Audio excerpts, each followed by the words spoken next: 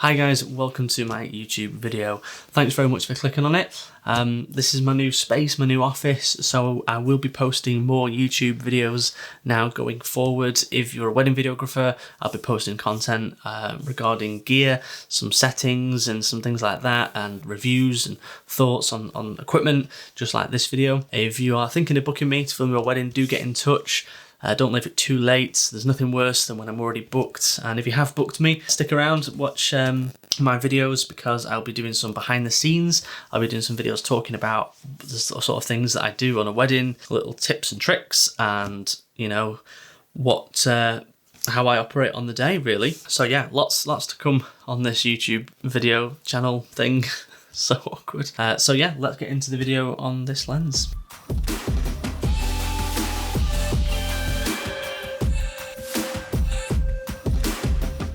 So you guys asked for it over on Instagram, and here it is.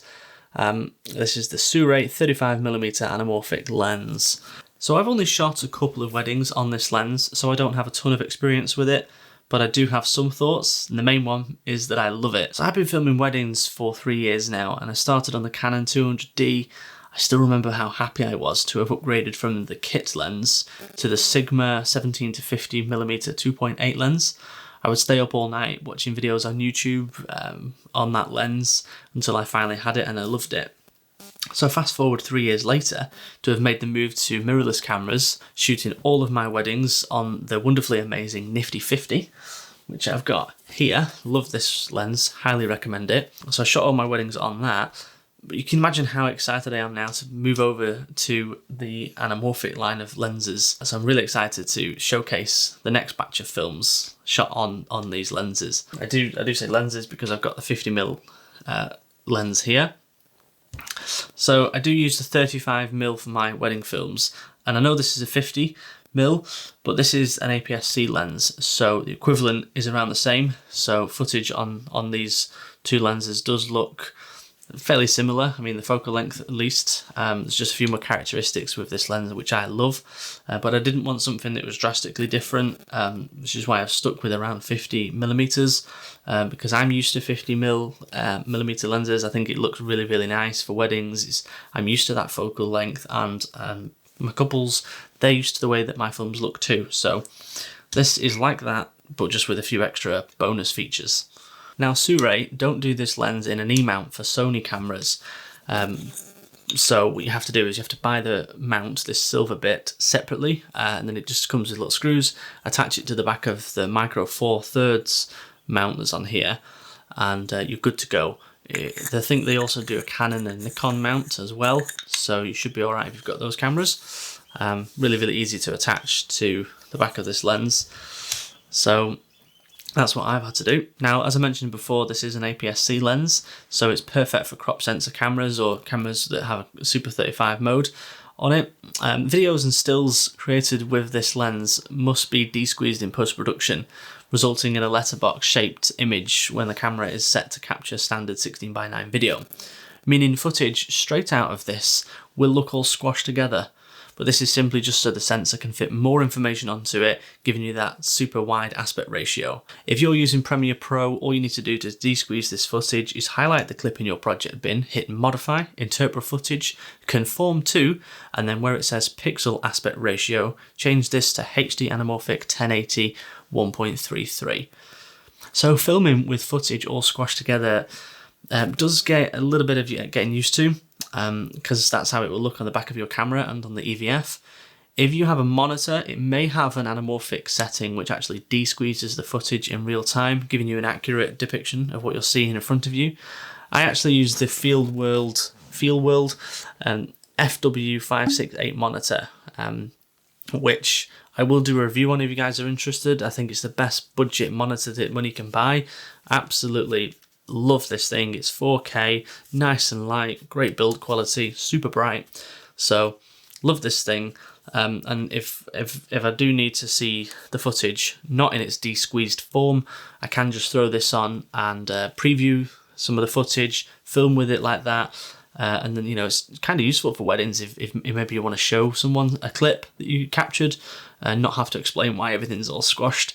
You can just play it on here. So But yeah, do a review on that if you're interested. Let me know, put in the comments below. So because the SIRUI is a 1.33 times anamorphic lens, it also has a wider 26.3mm equivalent horizontal field of view. So you do have to use crop mode, as I mentioned, if you're on a full frame camera, or you can get a slightly wider field of view by using the clear image zoom function on Sony cameras. I'm not too sure what the equivalent is, if there is an equivalent on other cameras, but doing that you can actually go to like 1.3, 1.4 and get an even slightly wider field of view. Now it weighs 700 grams, this varies slightly on the mount that you get on the back of it. It has a fantastic build quality. It's an all metal construction. It feels really, really solid. It's got a lovely little weight to it.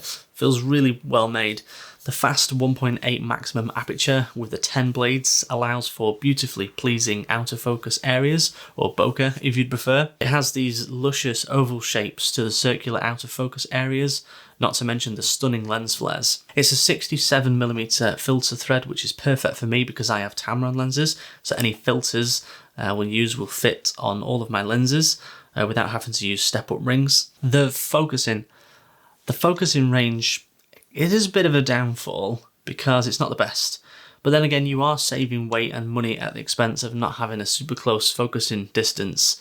So to get around this, I do use the Nifty 50. So if I'm wanting to film maybe some writing in a card, or a little message in a guest book, or the wedding rings or shoes, any detail shots like that, flowers, close-ups of the dress, I will switch over to the Nifty 50 just to get those detail shots, but you only have to do this a few times out of the whole wedding day. Slight downfall, but like I say, you are saving weight and money.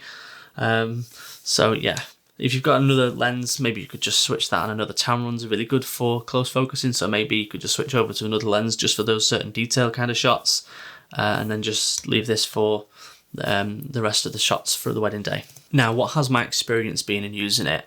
Well, as I say, I've not got a ton of experience with it, but from so far, I think it's been a tremendous lens, and it is incredibly sharp. It is a full manual lens, so I would suggest that you have some practice in going ahead before using this on a wedding all day, because it does take a little bit of getting used to. I use focus peaking to help assist me in nailing the focus, especially when I need to be quick.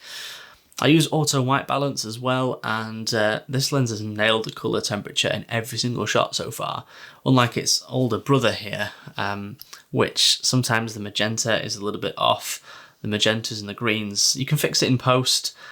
Maybe this will have that problem, but so far it's been absolutely perfect. So before I go, I do need to talk a little bit more about those lens flares.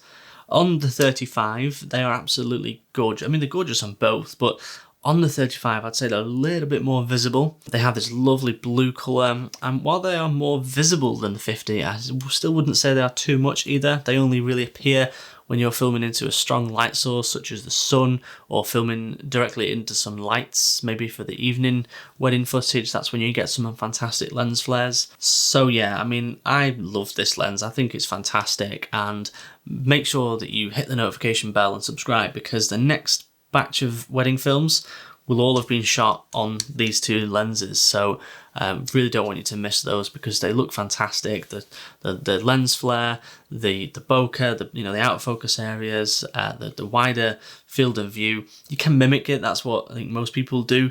They mimic, they chop off the top and bottom. Whereas this, you don't need to do that. You do get that natural, super wide field of view. So it's just really, really resonant with the, dare I say it, cinematic qualities of weddings, films, and films for that matter. So yeah, loving it so far. So definitely make sure that you subscribe. So thank you very much, guys, for watching this video. Let me know if you'd like me to do a video on the 50mm lens, around about an 85mm equivalent lens, because it is a crop sensor, as I say. So yeah, let me know if you'd like me to do a video on that, and I absolutely will do. But thank you very much for sticking around until the end. I hope you've enjoyed it, and I'll see you in the next video, guys. Bye.